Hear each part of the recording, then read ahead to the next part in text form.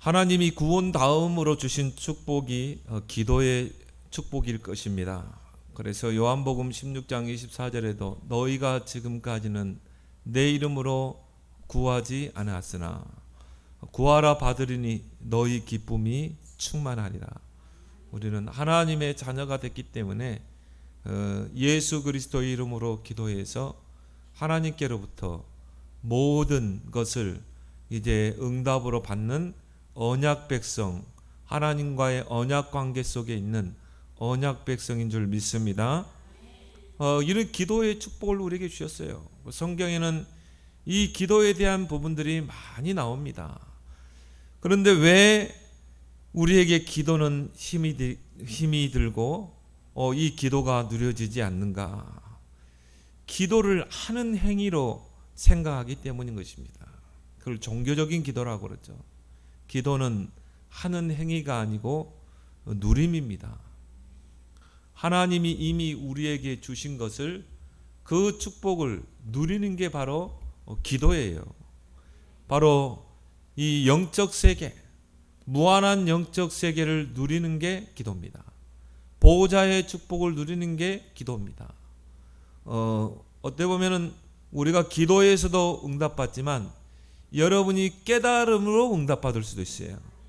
그래서 우리가 중요한 것은 하나님이 우리에게 주신 이 무한한 축복들, 이 영적인 축복, 이 보좌의 축복을 여러분이 깨닫고 아는 것, 그걸 가지고 여러분이 기도하는 것, 이게 바로 그 누림이 기도인 줄 믿습니다. 그래서 예수님께서도 하늘과 땅의 권세로 세상 끝날까지 너희와 항상 함께 한다고 그랬죠. 바로 하늘의 그 배경, 땅의 배경을 누릴 수 있는 그 축복을 우리에게 주신 거예요. 서밋의 축복을 주신 것입니다.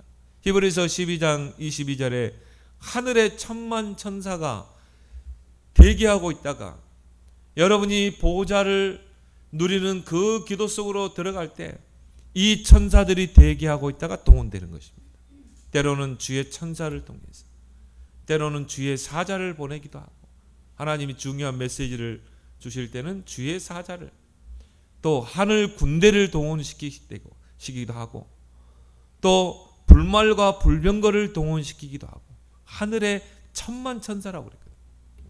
만이라는 것은 만수 아닙니까? 그러니까 어마어마한 천사들이요. 구원받은 하나님의 자녀를 섬기라고. 여러분이 정말 보호자의 축복을 기도로 누릴 때 동원되는 줄 믿습니다. 엘리사가요, 이 비밀을 누린 것입니다. 도단성에서 아람 군대가 그 도단성을 에워싸서 엘리사 한 명을 죽이기 위해서, 잡기 위해서 도단성을 에워싼 거예요. 그런데 이 무한한 영적 세계, 보호자의 그 축복을 아는 사람은 흔들리지 않습니다. 여유가 있습니다. 그 보호자를 누립니다. 그런데 하나님이 그 도단성에 불말과 불병거를 빽빽하게 동원시킨 거예요. 그건 눈에 보이지 않죠. 육적인 사람은 안 보여요. 영적인 사람은 보이게 돼 있어요. 그래서 뭐라고 그럽니까? 우리 군대가 저 아람 군대보다 더 많다. 이미 하나님께서 그 보호자의 문을 열어서 하나님이 불말과 불병거를 동원했다는 말이죠. 칼 하나 되지 않고 승리했잖아요. 하나님이 그 아람 군대를 소경이 되게 한 것입니다. 그럼 싸우지 않고 승리하는 거예요. 경쟁하지 않고 서밋에 잘 서는 것입니다. 근데 이걸 진짜 우리 렘넌트들이 깨달아 버리면 이 천지개벽의 역사가 일어나요. 전도자도 그랬죠. 정말 이 보호자의 축복을 알고 정시기도를 렘넌트들이 누릴 수만 있다면 천지개벽이 일어난다. 근데 이거를 모르게 만들거든. 왜?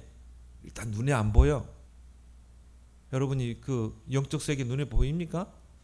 근데 진짜 귀신 들린 사람은 보여요. 진짜 귀신 들린 사람은요, 귀신이 보인대. 사람에게 막 붙어 있대. 아니 진짜 그 사람 영적 문제, 정신적으로 시달린 사람은 보인다니까요. 그 귀신들의 세계, 영적 세계 아닙니까?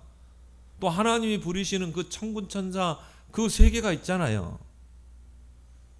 그리고 보호자의 그 축복이 있잖아요. 이걸 아는 사람은 기도할 수밖에 없는 것입니다. 그리고 이 영적 세계 알고 누리는 사람은 모든 고난, 나에게 다가오는 문제, 어려움, 고난들 이런 것들을요 다 영적으로 다 해석합니다. 왜? 그 속에는 분명히 하나님의 답이 있는 거예요. 그래서 오늘 첫 번째 뭡니까? 고난은 기도를 누리는 자에게 기회다. 오늘 우리가 읽었던 본문의 키워드가 뭡니까? 고난이죠, 고난. 우리에게 많은 고난이 다가옵니다. 말할 수 없는 질병의 고난, 경제적인 고난, 또 가정의 고난, 뭐 여러분 직장에 가도 뭐 그런 고난들이 있죠. 이런 모든 고난은 이 보호자의 축복을 아는 자에게 기도를 누리는 기회다. 보호자의 능력을 체험할 기회다. 그래서 오늘 13절에 너희 중에 고난당하는 자가 있느냐? 그는 기도할 것이요. 왜 기도해야 돼요? 기도할 때 영적 세계가 움직이기 때문에, 기도할 때 보호자의 능력이 역사하기 때문에. 그래서 고난하는 자가 있느냐? 염려할 것이요 안 했어요. 근심할 것이요, 머리 싸맬 것이요 이렇게 안 했다니까요. 너희 중에 고난을 당하는 자가 있느냐? 그는 기도할 것이요. 즐거워하는 자가 있느냐? 응답받으면 즐겁죠. 그렇잖아요. 여러분이 기도해서 응답받으면 즐거워. 즐거워하는 자가 있느냐? 그는 찬송할 것이요. 여러분이 진짜 보호자의 그 축복을 알고 정말 기도하면요, 그 고난이 응답으로 바뀌게 됩니다. 뭐 찬송할 수밖에 없죠. 여호와 하나님을 높일 수밖에 없죠. 그 사람은요 진짜 24 기도 속에 들어갈 수밖에 없는 것입니다. 그래서 인생은 고난의 연속입니다. 왜 그렇습니까? 모든 인생은 다 창세기 3장 출신이기 때문에. 저와 여러분도 창세기 3장 출신이에요. 하나님을 떠나 죄와 사단의 권세 아래 붙잡힌 것. 그런데 우리는 그리스도를 통해 해방됐잖아요. 그렇지만 우리가 사는 이 세상이 창세기 3장 세상이에요. 하나님을 떠났습니다. 하나님을 떠난 세상이에요. 그리고 뭡니까? 죄악 세상입니다. 여러분 TV에서 뉴스에서 보는 거 다 죄 짓는 거잖아요. 죄악 세상입니다. 그리고 뭐예요? 임금, 세상 임금 사단. 사단이 지배하는 곳이 바로 이 세상입니다. 이 세상에서 사는 우리가 고난을 당할 수밖에 없죠. 복음 때문에 핍박을 당할 수밖에 없는 것입니다. 오늘 4절에 보니까 병든 자가 있느냐? 많은 고난 속에 이런 질병도 있잖아요. 영적인 질병, 정신적인 질병, 또 육신의 질병. 그게 우리가 사는 세상이라니까요. 창세기 3장 세상입니다. 근데 중요한 거는 이 고난을 대처하는 자세입니다. 고난 앞에서 좌절하는 사람이 있습니다. 무너지는 자가 있습니다. 고난과 힘겹게 싸우는 자가 있습니다. 근데 이 고난을 어느 정도 해결하면 또 고난이 닥쳐. 그러니까 인생이 지옥 인생이라. 고난이 기회가 되어 도전하는 자가 있습니다. 어떤 자가 도전하겠습니까? 기도는 영적인 과학이다. 기도는 역사하는 힘이 크다. 요걸 아는 사람. 요 사람에게는 모든 고난이 기회예요. 그래서 도전합니다. 여러분은 후자가 되길 바랍니다. 하나님의 자녀에게도 고난이 있느냐? 고난이 있어요. 오히려 더 많을 수도 있어요. 하나님의 자녀에게 모든 고난은 답이 있어요. 답이 있다는 말은 하나님의 절대 계획이 있다 이 말이에요. 그러니까 답이 있다는 말은 절대 계획이 있어요. 하나님 뜻이 있고 계획이 있다 이 말이에요. 하나님 그 계획을 통해 하나님 계획을 이루어가는 거예요. 로마서 8장 18절에 하나님의 자녀 현재의 고난은 장차 나타날 영광과 좋게 비교할 수 없다. 지금 여러분이 고난 당하고 있습니다. 장차 나타날 영광과 좋게 비교할 수 없다. 뭘 의미합니까? 하나님이 그런 고난이라는 것을 통해서 하나님의 계획을 이루어 가십니다. 우리 렘넌트 7명의 그 인생 여정을 보니까, 그래서 로마서 5장 3절 4절에 바울은 뭐라고 그랬습니까? 내가 환난 중에서도, 내가 고난 중에서도 즐거워하나니. 환난은 인내는 연다는 소망을 이루기 위함이라. 하나님께서 소망을 이루기 위해서 이런 고난도 핍박도 우리에게 주시는 것입니다. 그래서 이 사실을 아는 사람은 고난을 당했을 때 슬퍼하지 않습니다. 좌절하지 않습니다. 즐거워하나니. 야, 우리 이 고난을 가지고, 문제를 가지고 내가 기도할 때 무한한 영적 세계가 움직인다. 엘리사에게 동원됐던 보호자의 능력이 동원된다. 이걸 진짜 아는 사람은요, 고난을 당하면 즐겁습니다. 또 성경이 뭐라고 한 줄 아세요? 너희가 고난을 당하거든 기쁘게 여기라고 그랬어요. 아니, 고난을 당하면 슬퍼해야 되잖아요. 그런데 고난을 당하면 즐거워해라. 고난을 만나면 기뻐해라. 또 성경에 보니까 고난을 만나면 감사해라. 그리고 또 고난은 장차 나타날 영광과 좋게 비교할 수 없도다. 어떤 자에게? 영적 세계를 누리는 자에게. 그래서 하나님은 이 고난이라는 환경을 통해서 하나님의 계획을 이루어 가시는 경우가 많습니다. 하나님이 쓰시는 일꾼들은요, 오히려 하나님이 이 고난이라는 걸 가운데, 고난이라는 그 환경 가운데 두십니다. 요셉도 그렇고요. 노예로, 감옥으로, 다윗도 사울왕이 악신이 들려가지고 얼마나 죽을 고비를 넘겼습니까? 그때 다윗이 이런 고백을 했잖아요. 여호와는 나의 목자이시니 내게 부족함이 없으리라. 다윗이 본 거예요. 하나님이 이 고난이라는 그걸 통해서 하나님의 계획을 이루어 가신다는 거예요. 요셉이 이걸 봤어요. 여호와께서 요셉과 함께 하시니 그가 형통한 자가 되. 이런 사람은 진짜요, 고난 앞에서 즐거워합니다. 전도자는 그런 이야기 하더라고요. 여러분에게 고난이 오면요, 오락으로 즐겨야 돼. 오락. 아, 이건 나는 오락이야. 내 인생의 오락이야. 남편이 여러분 힘들게 합니까? 이건 오락이야. 여러분, 게임하면 즐겁잖아요. 오락하면 즐겁잖아요.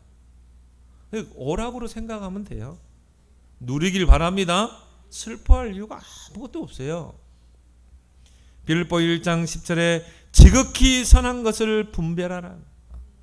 여러분이 고난을 당했습니까? 어려움을 당했습니까?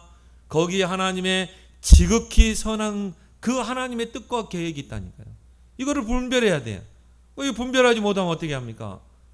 거기 앞에서 우리 시험 듭니다. 그 앞에서 갈등합니다. 좌절합니다. 무너지는 경우가 많아요. 그러면서 오늘 11절에 욥의 그 고난에 대해서 언급을 하고 있습니다. 오늘 11절에 보라, 인내하는 자를 우리가 복되다 하나니 너희가 욥의 인내를 들었고 주께서 주신 결말을 보았거니와 주는 가장 자비하시고 긍휼히 여기시는 이시니라. 성경에 욥을 어떻게 표현하고 있습니까? 욥은 온전한 자였다. 욥은 정직하고 하나님을 경외한 자요, 악에서 떠난 자였다. 그러면서 뭐라고 말합니까? 동방에서 가장 훌륭한 자였다. 개역 성경에는 동방에서 가장 큰 자였다. 그 말은 하나님의 모든 축복을 욥에게 다 부어버린 거예요. 동방에서 최고의 부자였다 이 말이에요. 한마디로 최고 큰 자, 최고 훌륭한 자를 말은 뭐죠? 최고 부를 누리는 자. 근데 그렇게 될 수밖에 없었던 게 욥은 온전한 자였다. 개역 성경에는 완전한 자였다. 흠이 없는 자. 그리고 정직한 자. 하나님을 경외하는 자. 악에서 떠난 자. 하루는 사탄이요. 사탄도 시기합니다. 사탄이 하나님 앞에 나와서요, 욥을 참소합니다. 참소하러 왔어요. 근데 하나님이 그걸 딱 알고, 미리 알고 욥을 칭찬합니다. 봐라, 욥이 얼마나 온전하고 거짓이 없다. 욥은 정직하지 않냐. 욥은 그리고 하나님을 경외하는 자야. 악에서 떠난 자야. 그러니까 이 사단이 이 욥을 참소하죠. 욥이 어찌 까닭 없이 하나님을 경외하겠습니까? 하나님께서 그의 소유물을 넘치게 했기 때문에, 부자가 되게 했기 때문에 욥이 하나님을 경외하는 거 아니겠습니까? 만약 하나님이 주신 그 소유물을 다 치면 반드시 욥은 하나님을 욕하고 배신할 것입니다. 하나님이요, 꼭 허락했다니까. 그래, 해봐라.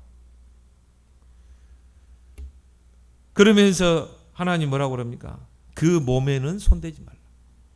하나님이 제한을 두셨죠. 그래, 네가 해봐. 그럼 소유물을 다 뺏어가봐.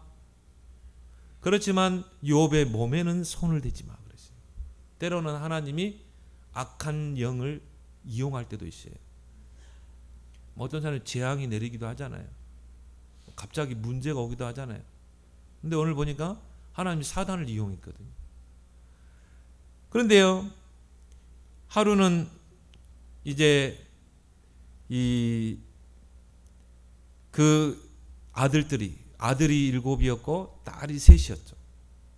그 큰아들, 맏아들 집에서 모여서 뭐 잔치를 한 것 같아요. 같이 집에서 이제 식사를 하고 있는데 이제 욥에게 한 종이 막 뛰어온 것입니다. 헐레벌떡 뛰어오면서요. 주인님 큰일 났습니다. 스바 사람들이 나타나가지고 강도짓을 하고 모든 소유물을 다 뺏고 종들을 다 살육하고 막 이런 일이 일어났습니다.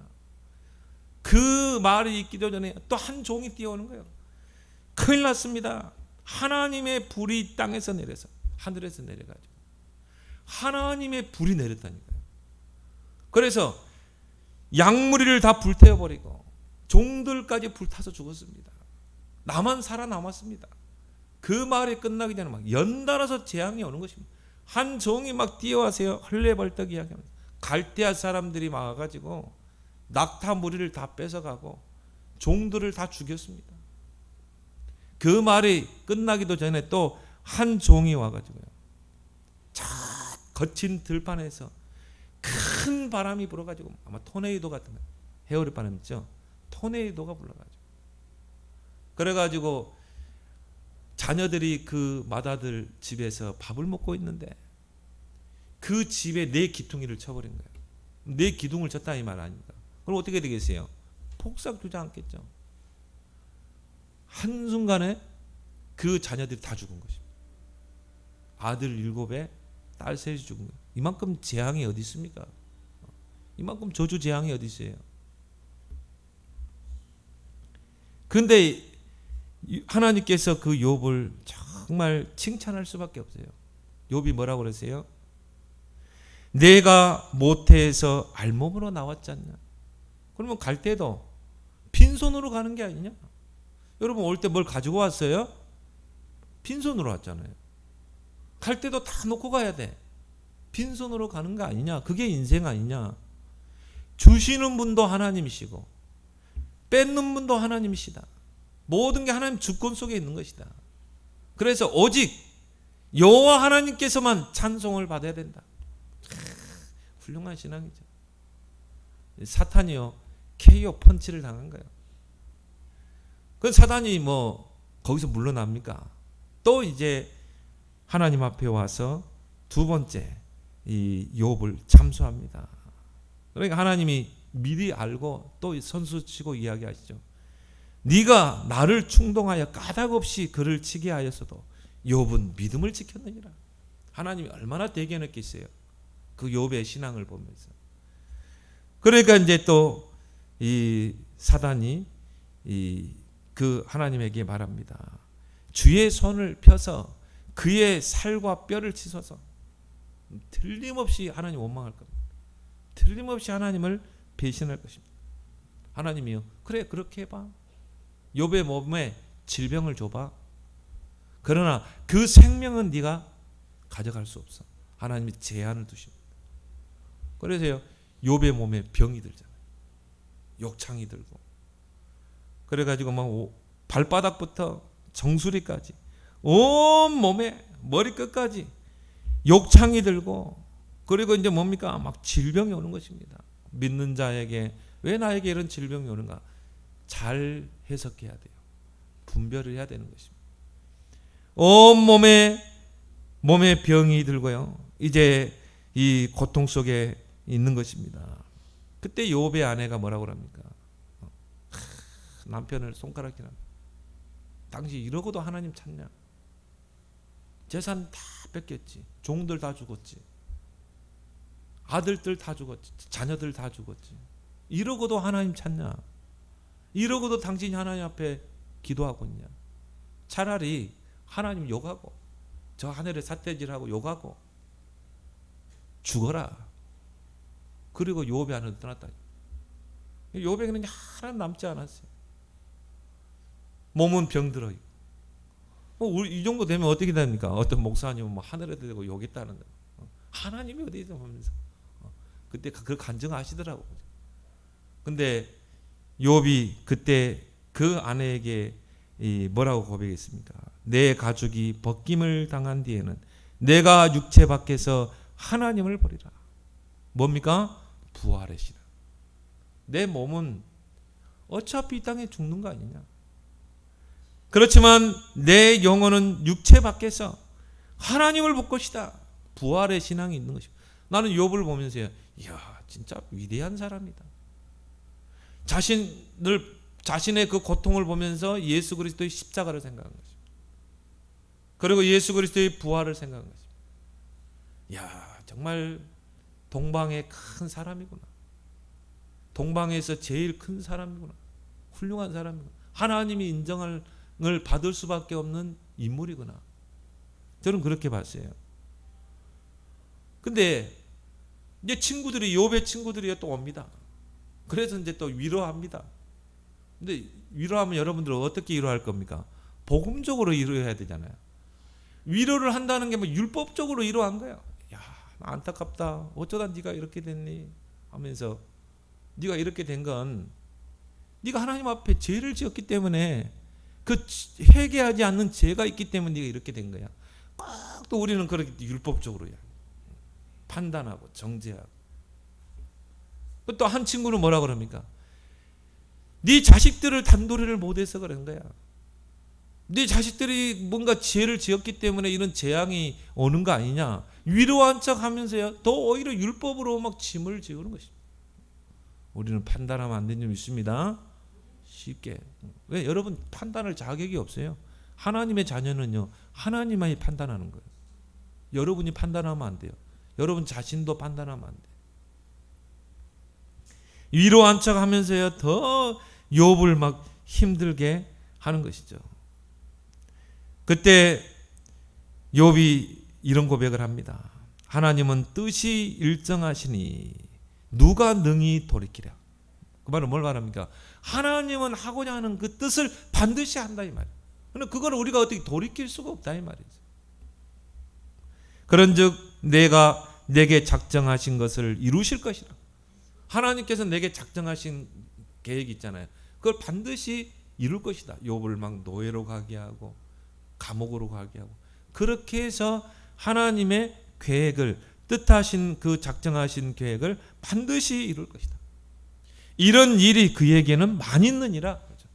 하나님이 이런 고난이라는 것 통해서, 고난이라는 그 환경 속에 우리를 집어넣어서 하나님의 계획을 이루어 가시는 경우가 많다는 거예요. 특히 하나님의 자녀에게는. 그러면 자, 이제 여러분에게 당하는 문제, 어려움, 고난을 잘 해석해야 되겠죠. 나에게 왜 이런 어려움이 올까? 나에게 왜 이런 고난이 올까? 하나님의 작정하신 계획과 뜻이 있는 것입니다. 그것을 하나님은 작정하신 대로 반드시 이루시는 거예요. 하나님이 그 작정하신 계획을 이루는 가운데 나를 그런 고난 속에 나를 집어넣는 것입니다. 거기는 이제 하나님의 뭔가 뜻과 계획이 있겠죠. 그래서 우리가 기도하는 거죠. 하나님께 무슨 뜻이 있습니까? 하나님, 여기 하나님 무슨 계획이 있습니까? 그걸 찾는 게 답을 찾은 건지 믿습니다. 그러면요, 답을 찾았기 때문에 이제 기도 제목이 되는 거지, 그게 염려거리가 아니라 이 말이죠. 근심거리가 아니라는 것이죠. 내가 머리 싸매고 고민해야 될 게 아니라는 거죠. 그러면서 욥이 이런 고백을 합니다. 내가 가는 길을 그가 아시나니 그가 나를 단련하신 후에는 내가 정금같이 되어 나오리. 하나님이 이걸 통해 나를 단련하시는구나.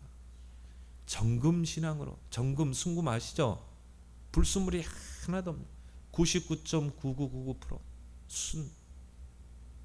그 불순물을 완전히 제거. 여러분 안에 뭔가 다른 것들이 각인 뿌리쳐질래. 그걸 어떻게 해야 돼요? 다 걸러내야 돼. 정금 신앙으로, 큰 그릇으로 하나님이 여러분을 단련하시는 줄 믿습니다. 그래서 나중에요, 욥이 이 모든 고난과 시험을 다 통과한 거예요. 하나님이 욥을 얼마나 축복했습니까? 이전 소유보다 갑절이나 주셨고, 아마 새 장가 간 것 같아. 아들 7, 새로운 딸 3, 10 자녀를 또 주시고요. 욥은 아브라함과 동시대의 사람입니다. 아브라함은 120세까지 살았어요. 욥은 140살까지 장수하고 살았어요. 욥을 통해서 우리에게 주시는 많은 교훈들을 우리는 새겨야 될 줄 믿습니다. 고린도후서 7장 11절에 이런 고난들, 어려움들, 이런 것들을 통해 얼마나 우리가 간절하게 하는가. 여러분에게 이런 고난이 없었다면 하나님을 향한 간절함이 없을 것입니다. 아마 간절한 기도 안 할걸요. 여러분에게 하나님 문제가 있고 어려움이 있고 고난이 있기 때문에 우리는 간절하게 하나님께 간구하는 것입니다. 야곱이요, 진짜 이건 형이 죽이겠다고 하는 거야. 막 진짜 이 시퍼렇게 분이 가득 차가지고 자기가 훈련시킨 그 군사를 이끌고 야곱을 죽이겠다고 하는데 야곱이 어떻게 합니까? 야복강 나루터에서 다 보내고 어떻게 했어요? 하나님과 씨름하잖아요. 밤을 새워서 씨름. 간절한 기도. 씨름이란 말은 뭡니까? 간절한 기도. 하나님 나를 축복하지 않으면 난 놓지 않겠습니다. 오늘 나를 불러가든지 나를 절단내든지 어떻게 해달라고. 환도뼈를 쳤는데요, 그 고통도 감내하면서 기도했다니. 그런데 어떻게 했어요? 하나님이 그 형의 마음을 다 바꿔버리잖아요. 그 분노의 마음을요, 화해의 마음으로 바꿔버리잖아요. 여러분에게 이런 간절한 기도를 해보길 바랍니다. 다윗이 그 사울왕에게 쫓길 때 얼마나 간절하게 기도했겠습니까? 시편 119편 71절에 고난 당한 것이 내게 유익이라. 다윗의 고백입니다. 다윗은 많은 고난을 당했습니다. 이게 결국은 내게 유익된 거였다.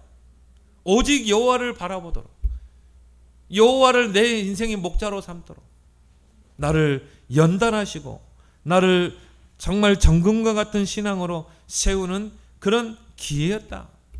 하나님은 이런 고난을 통해서 하나님의 계획을 이루시고 또 우리를 연단하시고 또 그걸 통해 영광을 받으신다는 것이죠. 구약의 인물 중에 다니엘이라는 인물이 나옵니다. 바벨론 1차 침공 때 포로로 함께 잡혀간 다니엘이죠. 그 나이가 16세였어요. 16세의 다니엘이 바빌론 땅에 포로로 잡혀가지고 85세 때까지 고국 땅을 밟아보지 못하고 포로 인생으로 있었다니. 근데 여러분 다니엘의 업적을 아시죠? 하나님이 다니엘에게 얼마나 지혜와 총명을 줬는지 몰라요. 그 바빌론 땅에 많은 박사들 수객들보다 10배의 지혜와 총명을 줬어요. 근데 그럴 수밖에 없는 게 다니엘은 포로로 잡혀가자마자 뜻을 정했어요. 뜻을 정하고 하나님 앞에 기도합니다. 간절한 기도라는 것입니다. 다니엘서 10장에 보면 다니엘의 결심이 나옵니다. 내가 이스라엘의 회복을 위해서 정말 기도할 것이다. 생명 걸고 기도할 것이다. 24시 기도할 것이다. 다니엘이 결심하던 첫날부터 내 말이 응답받았으므로 내가 내 말로 말미암아 아니라 하나님이여 미가엘 천사를 보내서 하나님이 응답을 가지고 오잖아요. 여러분이 문제 있습니까? 어려움이 있습니까? 고난이 있습니까? 정말 하나님의 응답받을 기회다. 진짜 간절한 기도를 해보길 바랍니다. 그래서 모든 고난은 성삼위 하나님을 누릴 수 있는 기회다. 보좌의 축복을 누릴 수 있는 기회다. 무한한 영적 세계를 누릴 기회다. 진짜 393을 여러분 잘 풀어서 기도해 보세요. 이걸 나의 보좌로 해야 돼. 393을 가지고 나를 보좌화하라. 여러분 스마트폰 바탕화면에 우리 교회 홈페이지 깔아서 진짜 그거 보고 기도하세요. 길거리 가면서도 할 수 있고 장소에서도 펼쳐서 할 수 있고. 이게 이 393 보좌의 기도가 나를 보좌하는 것이 되고 현장을 보좌하고 세계를 보좌하는 기도가 되어야 한다. 두 번째 뭡니까? 의인의 기도는 역사하는 힘이 크다. 오늘 16절에 그러므로 너희 죄를 서로 고하며 병이 낫기를 위하여 서로 기도하라. 의인의 간구는 역사하는 힘이 큼이니라. 자, 의인의 기도라 안 하고 간구라고 그랬어요. 간구란 말은 뭡니까? 간절히 구하는 것입니다. 정말 생명 걸고 기도하는 것입니다. 이게 간구거든. 그래서 우리가 정말 고난 속에서 회복해야 될 기도죠. 간절한 기도, 정말 생명 건 기도, 이거 회복해야 돼요. 요즘 성도들이요, 이런 기도가 없어요. 우리 과거에는 금식 기도도 있습니다. 금식 기도는 뭡니까? 하나님 내게 응답 주세요. 오직 기도에만 집중하는 게 금식 기도 아닙니까? 막 철학 기도도 했어요. 작정 기도도 했어요. 옛날에는 이런 의자가 아니라 방석이 있었어요. 얼마나 기도했는지 조지 밀러는 방석에 구멍이 2개 났다니까요. 이런 간절한 기도 회복해야 됩니다. 의인의 간구는 역사하는 힘이 크다. 그 역사가 크게 나타난다 이 말이에요.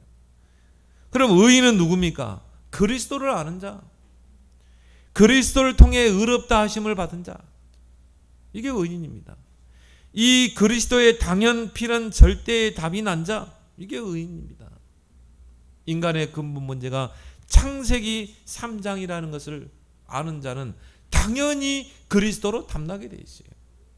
인생의 근본 문제 뭡니까? 생명의 근원 되신 하나님을 떠났기 때문에, 죄 가운데 살기 때문에, 사단에게 붙잡혀 있기 때문에 당연히 그리스도가 필요하죠. 왜요? 왕, 제사장, 선지자. 사탄의 권세를 깨뜨린 왕, 우리를 죄에서 해방시킨 제사장, 하나님 만나는 길을 여신 선지자. 선택사항이 아니에요. 당연히 그리스도로 담나게 되어 있는 것이죠. 여러분이 불신자 상태를 아는 자는 그리스도는 필연적인 답이 될 수밖에 없어요. 불신자 상태 6가지 아시죠? 마귀에게 붙잡혀 있습니다. 그 신분과 소속이 마귀 자녀입니다. 내 마음대로 못 살아요. 그래서 뭡니까? 철저하게 세상 풍속을 따릅니다. 세상 풍속 잘 알죠? 날 잡고 방향 잡고 연월리시 사주팔자 다 봐야 돼요. 그리고 우상 숭배하고 제사 지내고 다 마귀에게 종노를 하는 거, 귀신 섬기는 거. 하나님은 그렇게 인간을 짓지 않았다니까요. 하나님만 경배하도록. 그럼 우상 숭배는 하나님 질투하는 죄가 되는 거죠. 하나님은 인간을 이처럼 사랑했는데, 하나님의 형상대로 창조한 인간이 하나님 버리고 우상 앞에 머리 쪼아리고 귀신 섬기는데 하나님 질투하지 않겠어요? 하나님 우리를 인간을 이처럼 사랑하기 때문에 질투하는 것입니다. 시기하는 것입니다. 그 죄값을 3, 4대까지 갚는 것입니다. 그러니까 어떻게 합니까? 영적 문제 올 수밖에 없어요. 그 인생과 삶이 문제가 올 수밖에 없어요. 영적인 문제, 정신 문제, 뭐 이런 육신의 질병, 이런 중독, 이런 갖은 문제들, 우울증 다 올 수밖에 없어요. 그러다가 지옥 가고요. 그 영적 문제가 후손에게 그대로 되물립니다. 3, 4대까지 이르게 한다고 그랬거든요. 불신자 6가지 상태를 아는 사람은요, 그리스도는 필연적인 답입니다. 선택적인 답이 아니라 필연적인 답이에요. 영적 세계를 아는 자에게 그리스도는 절대적인 답입니다. 눈에 보이지 않는 이 사단과 그 졸개들, 그 흑암이 악한 영들이 한 개인을 사로잡고 한 가문을 사로잡고 있는데, 이걸 아는 사람은요, 그리스도는 절대적인 답이 되는 거죠. 다른 이로서는 구원을 얻을 수 없나니 천하 사람 중에 구원받을 만한 다른 이름을 주시지 않았다. 이거를 알고 누리는 자, 이게 의인인 줄 믿습니다. 그 의인의 강구는 역사하는 힘이 큰다. 반드시 하나님의 역사가 일어나게 돼 있어요. 성삼위 하나님의 능력이 임하게 돼 있어요. 보좌의 능력이 임하게 돼 있습니다. 역사하는 힘이 크다는 말은 뭡니까? 오력을 말하죠. 영력, 지력, 체력, 경제력, 인력이 회복될 줄 믿습니다. 그래서 오늘 본문에서 세 가지 기도를 언급하고 있습니다. 의인의 기도, 믿음의 기도, 간절한 기도.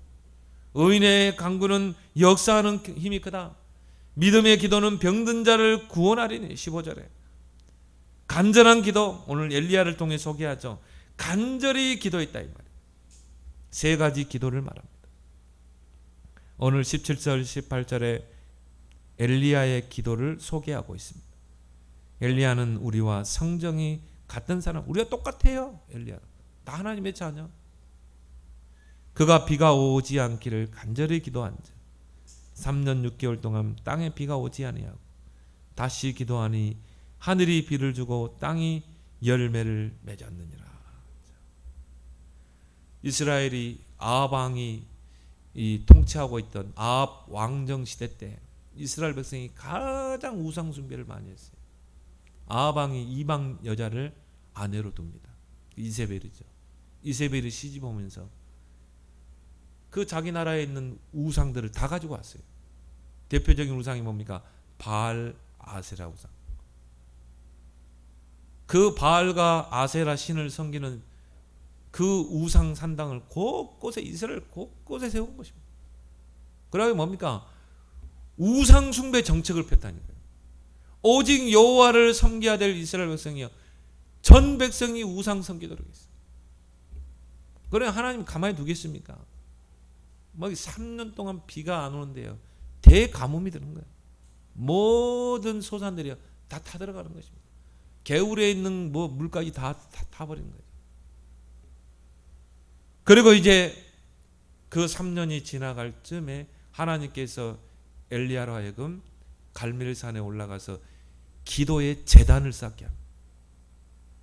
엘리야가 이제 그 갈멜산을 올라가면서 아합 왕에게 하는 말이 뭡니까? 왕이여, 큰 비 소리가 있나이다. 아직도 비도 안 오는데, 하늘에 구름 한 점이 없는데 큰 비 소리가 있나이다. 이미 우리는 응답받고 기도하는 줄 믿습니다. 기도는 뭐예요? 이미 응답을 받고 기도하는 거예요. 그래서 우리가 감사의 예물을 드리잖아요. 그리고 이제 사환을 데리고 어디로 갑니까? 갈멜산 꼭대기로 가죠. 지중해가 바라보이는 그 갈멜산 꼭대기 올라가세요. 이제 기도의 제단을 쌓습니다. 어떻게 기도했습니까? 무릎을 꿇고 얼굴을 그 무릎 사이에 묻었다고 그랬어요. 한번 해보세요, 여러분. 쉽지 않습니다. 무릎을 꿇고 얼굴을 그 무릎 사이에 묻었다니까. 간절한 기도죠. 절실한 기도죠. 막 생명건 기도죠. 그러고 나서 지중해 바다 쪽을 바라보라고 그래요. 사환에게 보고, 자, 저 지중해 뻔 바다를 바라봐라. 구름이 떠오르는 거예요. 사환이 뭐라고 그럽니까? 구름이 하나도 없다는 거예요. 그때 엘리야 선지자가 말을 합니다. 7번을 갔다 와라. 저 지중해 지중해 구름이 떠 있는지 7번까지 다시 보고 와라. 7번 동안 어떻게 했어요? 계속 기도하는 것입니다. 그러면 한 시간 넘게 기도했던 것 같아요. 그 더운 그 가뭄 때. 그런데 7번째 사환이 와서 말합니다. 저 지중해 먼 바다에서 손바닥만한 구름 하나가 떠오르는, 그 손바닥만한 구름 하나 떠오르는데 그게 무슨 먹구름이 되겠어요? 그게 무슨 비구름이? 근데 엘리야는 그게 응답의 징조라는 것을 확신했어요. 여러분이 기도를 언제까지 기도해야 돼요? 내 마음의 확신이 어디? 하나님은 제일 먼저 여러분 마음과 생각에 응답을 줘요. 그래서 빌립보 4장 6절 7절에 아무것도 염려하지 말. 모든 일에 기도와 간구로 너희 구할 것을 감사함으로 아뢰라. 그럼 모든 지각에 뛰어난 하나님 평강이 그리스도 안에서 너희 마음과 생각을 지키라. 마음과 생각 속에 응답을 딱 줘요. 손바닥만한 구름이 떠오르는데요. 이게 응답의 징조라는 확신을 딱 갖게 돼요. 야, 짐 싸라. 사환을 데리고요. 이제 다 내려가는데 장대비가 막 쏟아집니다. 막 천둥 소리가 들리니까 이 손바닥만한 작은 구름이 나중에 어떻게 되세요? 새까만 먹구름입니다. 여러분 뭐 2학번 주간인가요? 보세요. 우리 저 덕평에 갔다 올라오는데 2주 전이죠. 얼마나 캄캄, 대낮인데도 캄캄해요. 먹구름이 하늘 다 덮어가지고 얼마나 막 장대비가 쏟아지는 그런 장대비가 쏟아진 것이. 이게 간절한 기도인 줄 믿습니다. 여러분 문제를 만났습니까? 위기를 만났습니까? 고난 중에 있습니까? 기도의 제단을 쌓으세요. 갈멜산 꼭대기에서 엘리야가 기도의 제단을 쌓았어요. 아브라함이 잘한 것이 뭡니까? 기도의 단을 쌓은 것입니다. 솔로몬이 1,000번째 단을 쌓았어요. 기도의 단을. 한나가 정말 중요한 기도 제목을 놓고 하나님 앞에 단을 쌓았습니다. 너는 내게 부르짖으라. 내가 네게 응답하겠고 크고 비밀한 일을 보이라. 이제 우리는 진짜 기도해야 될 시간입니다. 정말 간절한 기도. 엘리야가 했던 그 간절한 기도를 이제 회복해야 돼요. 세 번째, 중직자 시대를 열어야 됩니다. 오늘 14절에 중직자가 나옵니다. 너희 중에 병든 자가 있느냐? 그는 교회의 장로들을 청할 것이요. 그들은 주의 이름으로 기름을 바르며 그를 위하여 기도할지니. 이게 장로의 사명, 장로의 역할입니다. 교회 안에 연약한 교인들, 어려움 속에 있는 교인들을 살피는 것. 그래서요, 그 구역마다 장로들이 구역장을 하고 하잖아요. 왜? 구역을 돌보라고. 그게 장로의 사명이요, 역할입니다. 하나님은 중요한 일을 행하실 때마다 중직자 시대를 열었어요. 광야길 갈 때 70인 장로를 세워라. 시내산 언약을 맺을 때 모세에게 말합니다. 70인 장로들을 데려와라. 70인 장로들이 보는 앞에서 언약을 맺습니다. 그리고 광야의 식탁을 베풉니다. 여리고 무너뜨리고 요단 무너뜨릴 때 중요한 역할을 누가 했습니까? 언약을 전달하는 바로 중직자들이 했어요. 하나님께로부터 받은 그 언약을 전 지파 백성들에게 전달하는 그 역할을 했다니까요. 중직자들이 강단의 말씀을 가지고 어려움 당한 성도들에게 팀사역에서 힘주고 세우고 해요. 예수님께서 70인 중직자를 세웠습니다. 사도들을 도와서 정말 교회를 세우고 세계 복음할 70인 장로들. 왜 70인입니까? 80인은 아닙니까? 70인은 완전수기 때문에. 그래서 중요한 영향력을 끼치는 자가 70인입니다. 바로 복음의 영향력을 미치는 자. 우리에게 복음을 주셨잖아요. 복음의 영향력이 미치지 못하는 사각지대가 많습니다. 특히 교회 안에 사각지대. 이 복음의 그 빛이 비치지 못하는 사각지대가 있어요. 뭔가 어려움 당하고 뭔가 갈등 속에 있는 성도들. 오늘 이 병든 자, 이런 질병 속에 있는 자, 그들의 사정을 알고 찾아가서 기도해주고, 그 믿음의 기도는 병든 자를 구원한다고. 이게 장로의 역할 아니겠습니까? 이 중직자 시대를 우리는 열어야 될 줄 믿습니다.